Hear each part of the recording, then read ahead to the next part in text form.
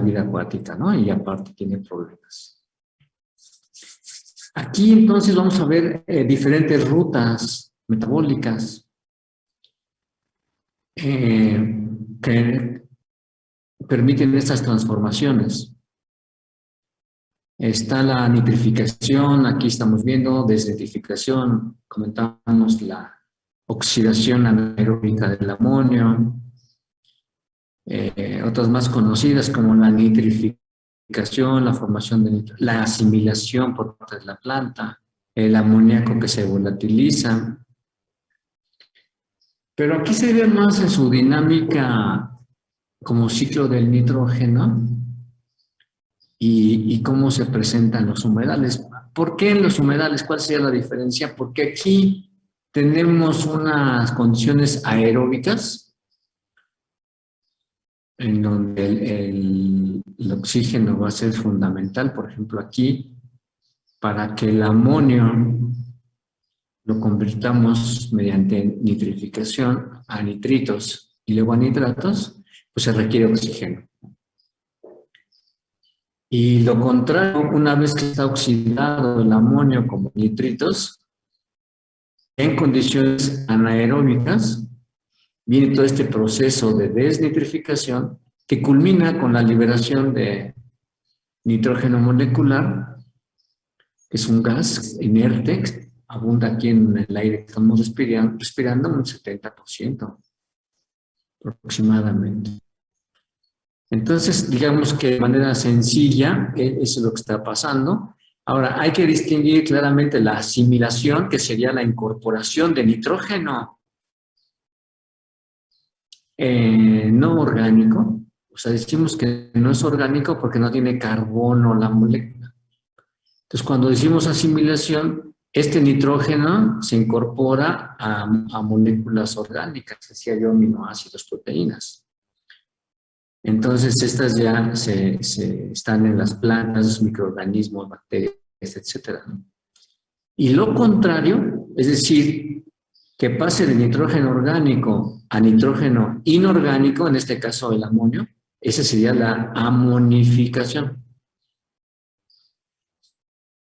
Cuando se forma el amonio, dependiendo del pH, si el pH es alto, o sea, de 8, de 9, este amonio, este exceso de hidrógeno, se pierde, queda la molécula como NH3 y esa se volatiliza, ¿no? Que es el olor característico. Ahora, algo ya más interesante, o más, bueno, igual de interesante, pero más aplicativo, es estos mecanismos de remoción ya más específicos.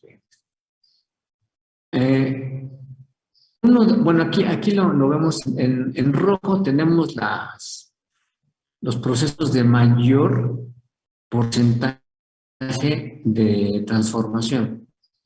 Y como les comenté en su momento, este proceso, desconocido hace algunos años, resultó que es fundamental. En este tipo de temas, son tantas las reacciones bioquímicas y tantos los microorganismos que su modelación es realmente muy complicada. ¿Por qué? Pues porque tenemos reacciones que dependen de diferentes microorganismos, de diferentes pHs, de diferentes temperaturas, las velocidades, la densidad de microorganismos, son muchas variables. Entonces, cuando se encontró esta ruta metabólica de la NAMUC, empezó a entenderse muchas cosas. Y no solo eso, sino que se están ingeniando con selecciones de especies, de cepas de bacterias. Entonces ven ustedes cómo la formación de nitrógeno molecular en la atmósfera, a partir de, en este caso, amoníaco, pues representa el 45%, que puede pasar desde nitritos o amonio hacia nitrógeno molecular. Entonces, eso es importantísimo. Lo normal que antes conocíamos, lo que está aquí, es lo azul. Es decir, en los procesos de nitrificación, ¿no? Es decir, de amonio, ya que el desecho orgánico que se desaloja en las aguas residuales vamos a tenerlo como de tipo orgánico, que la primera transformación va a ser una fermentación, un rompimiento de la molécula orgánica para separarlos hacia las orgánicas, CO2, inorgánica, perdón, y luego amonio. Y esta se pasa con oxígeno a NO2, nitritos, y luego se pasa a NO3, nitratos, y ya ya se puede procesar para, en sentido inverso, hasta nitrógeno molecular, ¿no? Esta es, digamos, la ruta clásica. Y lo que se trata de resaltar aquí, como dice, es la reducción disimilatoria del nitrato. ¿Qué significa esto? Que se está eliminando directamente el amoníaco sin pasar por organismos. Todo lo que está aquí abajo, la nitrificación y la desnitrificación, requiere muchas reacciones en secuencia. En cambio, la Anamox es un paso directo, ¿eh? Y además en condiciones anaeróbicas como están los humedales. Entonces es un proceso muy importante. Muy, muy, muy importante. Pues ténganlo ahí, por favor. Y aquí, pues vamos a ver cómo, precisamente lo que decía yo, ¿no? Los diferentes organismos que participan y cómo están acoplados. Aquí sobresale este grupo de acá del lado izquierdo, abajo, porque como está en el programa, el redox, las reacciones de óxido de reducción van a ser fundamentales aquí. Las reacciones tradicionales de oxidación pues, son con oxígeno, pero aquí el humedal está con agua inundada y predominan las condiciones anaeróbicas. La planta mete oxígeno, pero es muy poco, la liberación, por ahí veíamos los datos. Entonces, ven ustedes aquí que tenemos suministradores de electrones, es decir, agentes químicos, sustancias químicas, que en ausencia de oxígeno, ellos son los que se encargan de suministrar los electrones a través de reacciones de oxidorreducción, exactamente. Por ejemplo, ya comentaba el doctor Marco, ¿no? El cambio entre ion ferroso y ion férrico implica una pérdida de electrones. De sulfuros, sulfitos a sulfatos implica liberación de electrones. La oxidación de la materia orgánica también implica, ¿no? El manganeso, inclusive el hidrógeno. Entonces, es el papel de la presencia de estos proveedores de electrones son fundamentales para que se lleve a cabo las transformaciones del nitrógeno, las que mencionamos anteriormente. Y entonces, en esa dinámica, la planta y sus raíces juegan un papel fundamental. Como ven ustedes, para que esto opere, esas oxidorreducciones, necesitamos carbono. Entonces, la planta exuda compuestos orgánicos que no tienen tanta complejidad y que permite hacer la dinámica oxidorreductiva. Dos, en la parte de la rizósfera, pues sirven de soporte, ¿no? Como comentamos hace rato. Y tres, de manera, en micrositios, pues la liberación de oxígeno.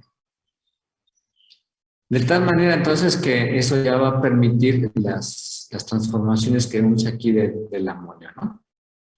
Aquí, entonces, quiero resaltar que se da un acoplamiento microbiano con diferentes agentes proveedores de electrones, agentes reductores. Y los agentes oxidantes, pues van a ser precisamente los óxidos, los compuestos de nitrógeno que tienen oxígeno. Entonces ven ustedes la diversidad de reacciones y transformaciones cuyo Por eso es que hace rato que hablamos de las reglas empíricas, durante muchos años se manejan como una caja negra, ¿no? O sea, después de cientos o miles de casos, dijeron, pues yo creo que con 3 metros cuadrados funciona para una persona. Pero atrás hay cientos de mecanismos, ¿no? Por eso es importante las reglas empíricas, y en el caso de ingeniería química y de otras ingeniería civil, se manejan como tablas, ¿no? O diagramas. Entonces, miren, este está muy bonito porque este está dirigido para humedales artificiales, explícitamente. Entonces aquí la eficiencia de la remoción del nitrógeno total en un humedal artificial va a estar determinado pues, por estas reacciones que vimos anteriormente, por la asimilación de la planta, y fíjense algo muy interesante, cuando escojan la planta, revisen los mecanismos ni siquiera las formas químicas de asimilación de nitrógeno y fósforo, incluidos, por ejemplo, su capacidad de asimilación de metales pesados o su capacidad de generar exudados orgánicos para formar complejos de metales pesados, los cuales los detienen, los precipitan en el sedimento. Entonces esta parte es muy, muy importante, ¿no? Del papel de la planta. Y bueno, los procesos de eliminación pues serían la volatilización en forma del amoníaco, y ahí, como decíamos, el pH arriba de 7, de 8 es fundamental. La absorción del amonio, que tiene carga positiva sobre los sitios de intercambio de la raíz y sus complejos. Y el otro, no menos importante, que es que se quede atrapado en los sedimentos. Miren, no sé si vaya a haber tiempo para ver metales pesados, pero ya les anuncio. Los humedales tienen buena capacidad de eliminación de metales pesados, pero no lo hace como la biorremediación tradicional o fitorremediación. La fitorremediación tradicional condujo durante varios años a la búsqueda de plantas hiperacumuladoras. En los humedales no es así. Y qué bueno, porque cuando tú incorporas el metal pesado a la planta y lo tienes en la planta, ¿ahora qué haces con la planta? No, aquí, y por eso lo menciono por la sedimentación, aquí los humedales en general lo retienen en el sedimento, por varias razones. Y el sedimento lo puedes maniobrar mejor. Puedes hacer una manipulación de condiciones oxidativas y condiciones reductivas y lograr la solubilidad o precipitación de los metales. Y así los puedes recuperar. Ok, entonces sería eso, y aquí vamos a ver, aquí vuelvo a resaltar la ruta Anamox. ¿Qué era Anamox? ¿Me acuerdan, por favor? Aquí me apareció con la M. Martínez Perla. ¿Qué era Anamox? ¿Y por qué es importante? Odette, ayúdale, por favor. Si no, pues que sea Jessie Luna. De hecho, ahí está, ¿no? Ahí dice. Anamox significa anaerobic ammonium. ¿Qué más? Oxidación. Oxidación. Muy bien, gracias, Eren. Entonces, es una forma de oxidación sin oxígeno. Ya explicamos por qué, ¿no? Ya explicamos que acá están todos los agentes oxidativos. Acá, y los reductivos, ¿no? Los que suministran electrones. Luego estaría la desnitrificación aeróbica, que sería el que ya con el normal, digamos, y luego la nitrificación heterotrófica, que implica que se está rompiendo, está tomando energía del enlace carbono-carbono. Pero fíjense bien aquí en verde, la Anamox no requiere carbono y aparte sus requerimientos de oxígeno son bajos. Entonces, esto hace que sea muy eficiente el sistema. Ok. Y en el de acá abajo no se requiere, es una zona anóxica, o sea, acá. Y es menos estricta en cuanto a salinidad. Ok. Muchas gracias, GB. Oxidación anaeróbica, ¿no? Valeria pregunta que en qué parte del humedal.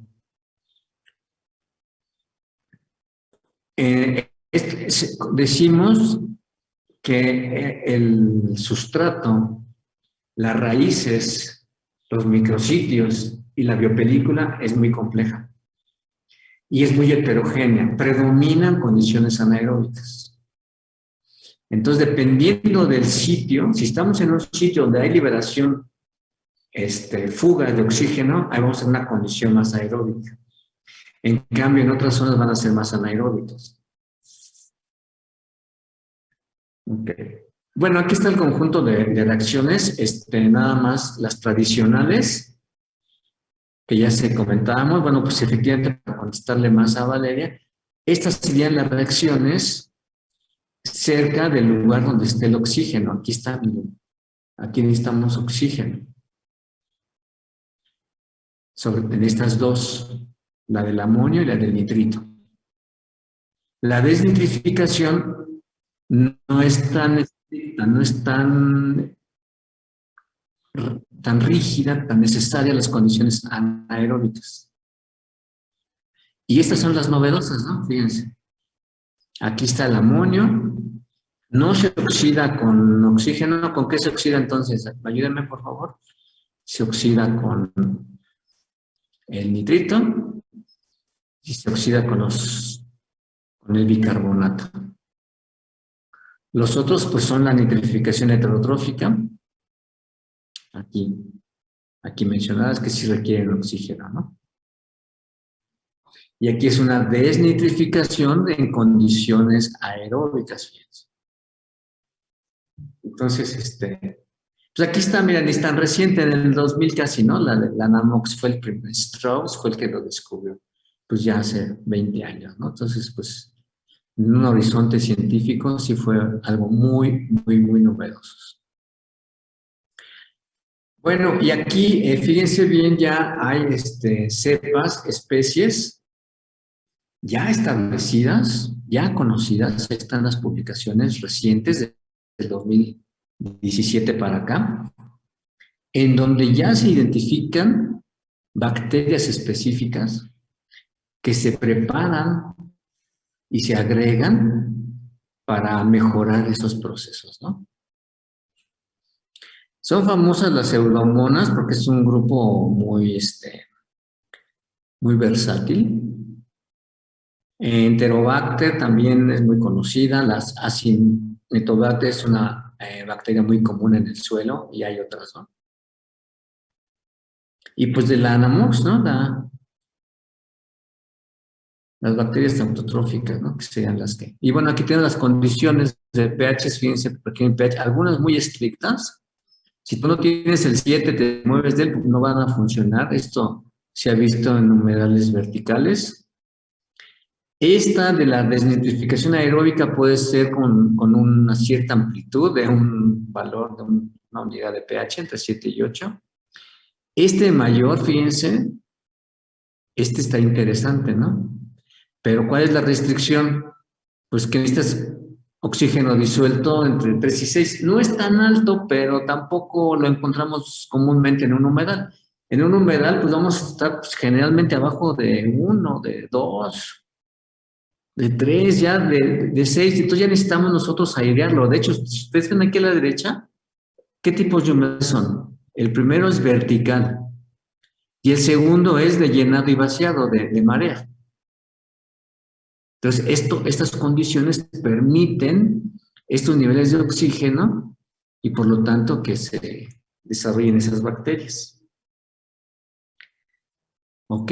Y algo muy importante que se ha mencionado por ahí por el doctor, y ahorita lo mencionamos, la importancia de la fuente de carbono. Entonces, aquí la relación carbono-nitrógeno debe estar entre 8 y 10. Es decir, debe haber suficiente carbono para que haya material de sobrevivencia de rutas metabólicas en los microorganismos. Muy bien, entonces esos serían los Y algo muy importante, cuando veíamos los parámetros, el primer día veíamos un parámetro que era el nivel de óxido de reducción. Y aquí se ve claramente, miren, el nitrógeno, como ven, son una gran diversidad de rutas. Las importantes son la formación de nitrógeno molecular a partir de nitratos o de óxido de nitrógeno. Y la otra es la formación de nitratos y nitritos a partir de nitrógeno orgánico que se convierte en amonio. Entonces aquí tenemos nosotros la modificación de la valencia, o mejor dicho, el número de oxidación de estos compuestos, ¿no? Por ejemplo, el N2 decíamos que es superestable y su valencia es 0. En cambio, el nitrato es 5, positivo. Aquí está, acuérdense que el oxígeno tiene valencia 2 y son 3 por 2, 6 y tiene una negativa, ¿no? Tiene 5. Y en otro extremo tenemos al amonio, aquí tenemos 4 hidrógenos. Entonces, fíjense ustedes la variación, ¿no? Y esto pues depende de las condiciones aeróbicas y oxidorreductivas, ¿no? Muy bien, entonces, no sé si tengan aquí alguna duda.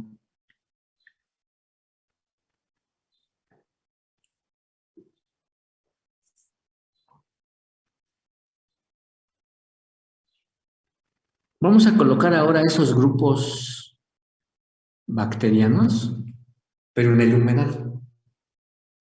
Como preguntaba por ahí, creo que Valeria, ¿sí en dónde? Ah, eso es muy importante. Decía yo que hay un gradiente, en la parte superficial es menos anaeróbica, digamos. Si le ponemos valores de oxígeno, estaríamos del orden de 3, de 4 a lo mejor.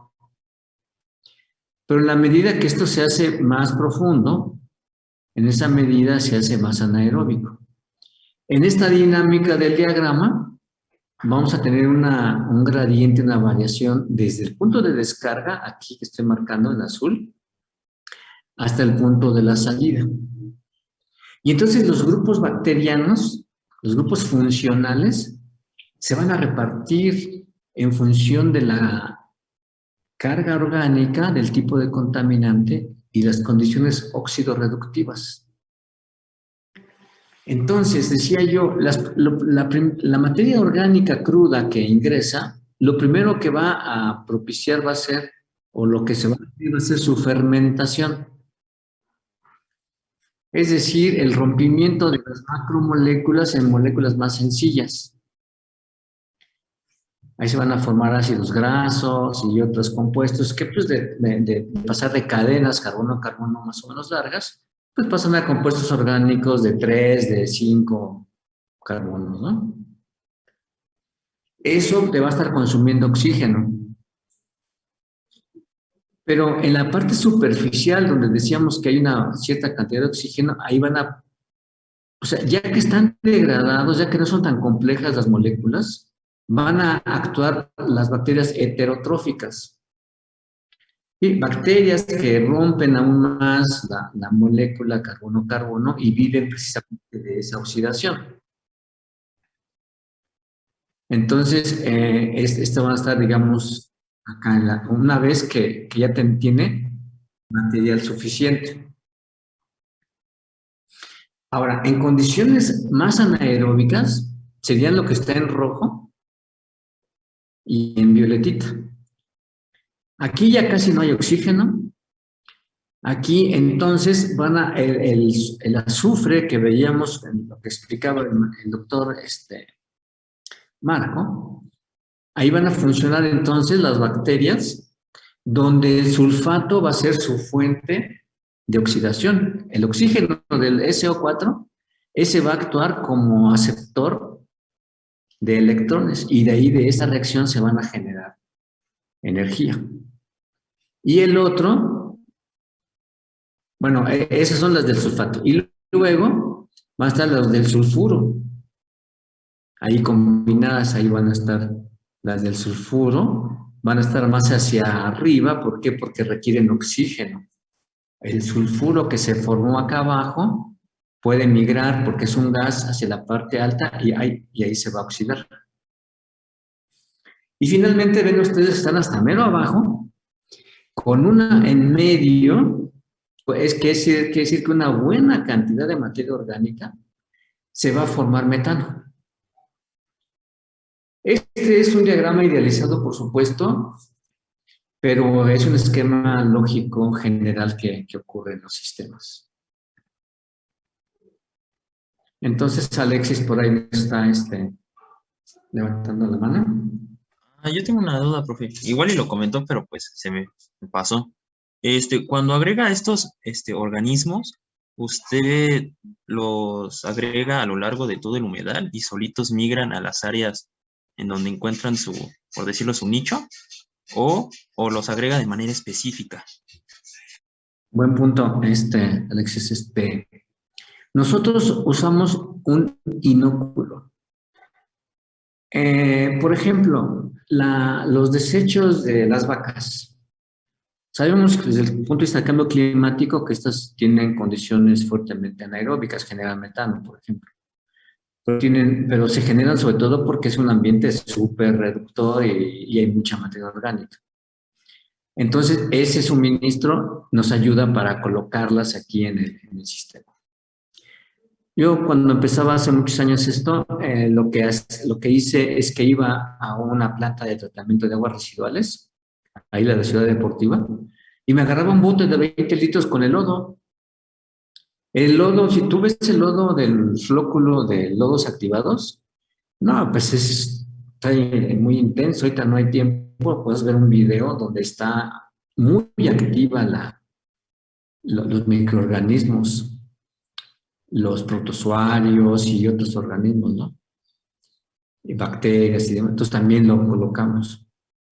En otra ocasión, para el humedal de Zaragoza, que queríamos tratar los compuestos de desechos químicos de los laboratorios, y lo hicimos, en este caso fuimos por un inóculo, pero del lodo, del río de los Remedios, que ahí estaría muy bien un humedal flotante, porque ahí las descargas de negras y de industrial están, pero al por mayor, está muy contaminado, ahí quedaría muy bien una restauración ecológica. Y fui con mis alumnos, con los que pusimos ese humedal en Zaragoza, y pues meternos, ¿no? Con las botas y el bote y nuestra cubeta de 20 litros y llegar e inocular, ¿no? Entonces, ¿qué es lo que estamos haciendo ahí? Estamos agregando una buena cantidad de bacterias que vienen en condiciones similares a un medio de contaminación y que tienen el aparato metabólico para atenderlo, ¿no? Ser resistente. Y entonces ya en otro trabajo que está por ahí, ya con la maestra de COFB, de microbiología, ya hicimos un análisis de nuestras bacterias, ¿no? Y por ejemplo encontramos que los hongos, creo que el primer día se comentó, una muy alta cantidad de hongos, ¿eh? Porque a diferencia del humedal de Smithfield, donde más bien era otro tipo de bacterias. ¿Por qué? Pues porque precisamente los hongos tienen un potencial enzimático más idóneo para compuestos de difícil degradación. De hecho, ya me voy a salir del tema, una estrategia de manejo de riberas es con costales de, de viruta, de desecho de madera, con hongos, fíjense. Cultivan los hongos sobre los costales y le pasan el agua sobre la ribera y realizan la depuración. Muy, muy interesante eso, habría que hacerlo, pero bueno, no hay tiempo. Bueno, aquí es un planteamiento evolutivo de por qué tenemos esto. Y bueno, pues ya con eso ya terminaríamos. Vamos a dar pie, entonces, no sé si haya más dudas, para que en unos 15 minutos se toque un poco el tema de los metales pesados. Ah, miren, aquí está lo de es en un tiempo como estuvo el humedal ahí de Xmiquilpan. Aquí los científicos, de cabeza, pero las nubes sí están bien. Y pues aquí están, ¿no? Las bacterias que encontramos en ese humedal. Muy bien, bueno. Después comentaremos el de los gusanos en su momento dado. Entonces, no sé, maestro Raúl, si por ahí tendrás un poquito de tiempo para tomar la pantalla.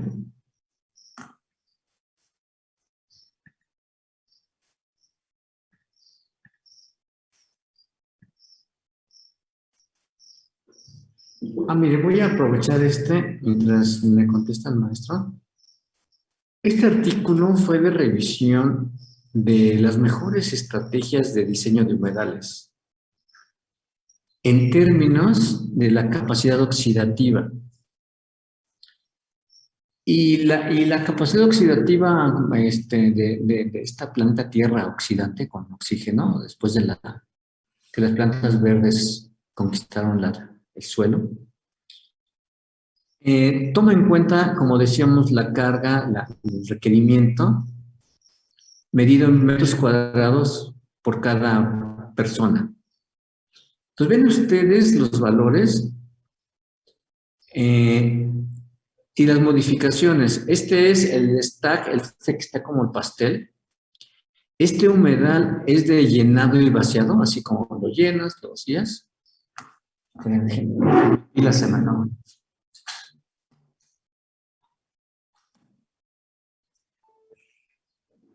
Luego, otra forma de eficientizar los humedales es con recirculación.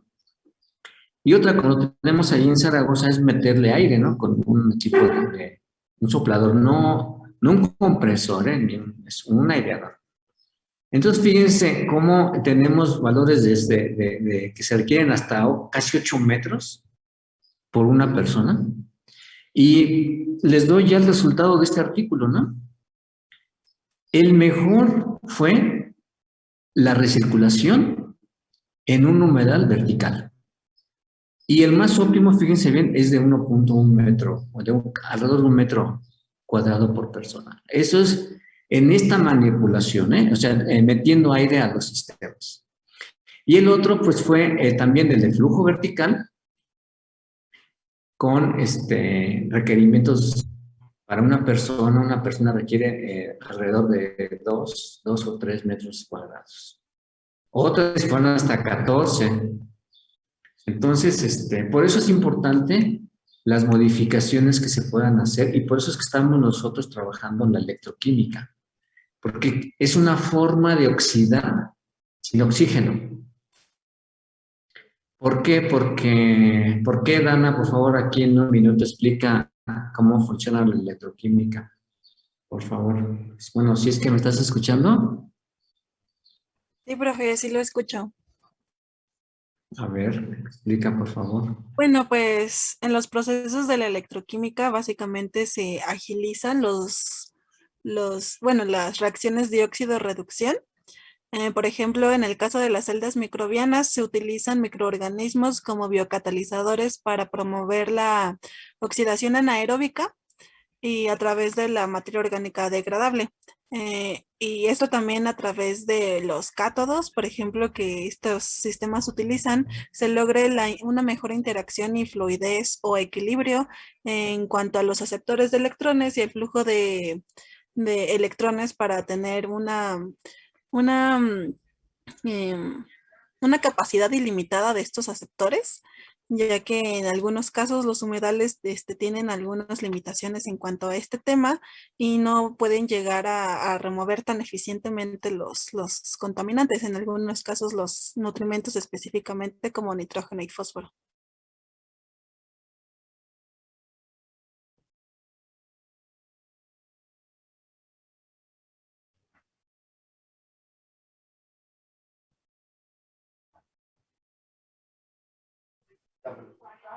Decía yo que tenía que apagar que no hay tiempo para profundizar, pero queda ahí enunciado, están los materiales y vamos a dedicar esta media hora que nos queda para que trabajen su Trello y, y avancemos en el proyecto, ¿no? También si hay alguna duda sobre los materiales, con gusto la checamos. Entonces, trabajen ahorita y regreso en 2 minutos.